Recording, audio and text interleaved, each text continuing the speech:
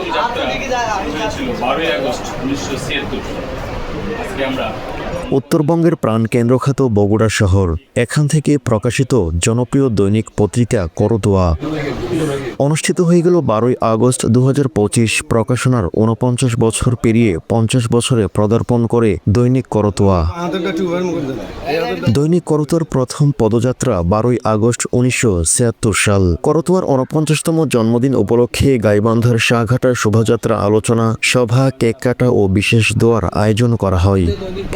উত্তরাঞ্চলের গাইবান্ধা থেকে প্রকাশিত দৈনিক মাধুকর সম্পাদক KM রেজাউল হক রেজা উপস্থিত হয়েছিলেন দৈনিক করতোয়ার 49তম জন্মদিনের প্রধান অতিথি হিসেবে।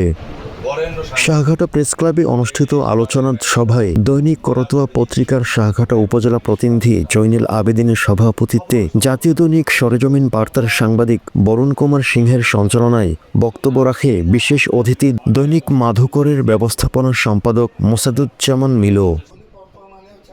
বক্তব্যে তিনি বলেন, করতোয়া একটি নদীর নাম। নদীমাতৃক দেশের উত্তরাঞ্চলের বগুড়া থেকে ছোট্ট আকারের করতোয়া আজকের জাতীয় পর্যায়ের দৈনিক করতোয়া। শাহঘাটা উপজেলা প্রেস ক্লাবের সভাপতি সিনিয়র সাংবাদিক আনিসুর রহমান টিপু, কবি সাহিত্যিক ও সিনিয়র সাংবাদিক আবু তাহের জাইজাইদিন, প্রতিনিধির আনোয়ার হোসেন রানা, আবু সাইদ, জাকিরুল ইসলাম জাকির, এশিয়ান টেলিভিশনের শাহঘাটা প্রতিনিধি নূর হোসেন, জাকির হোসেন লিটন, আনসারুল ইসলাম রেজন প্রমুখ।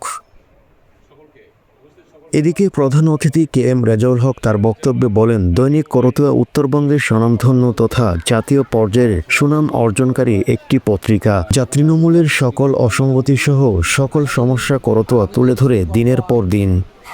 পত্রিকাটি গণমানুষের আস্থা অর্জন করে খুব ভালোভাবে, তাই তিনি এ পত্রিকার উত্তরাঞ্চলের সফলতা কামনা করেন। অনুষ্ঠানের শুরুতে সাম্প্রতিক দুর্বৃত্তদের হাতে নিহত গাজীপুরের সাংবাদিক তুহিনের স্মরণে উপস্থিত সকলে 1 মিনিট দাঁড়িয়ে নীরবতা পালন করে।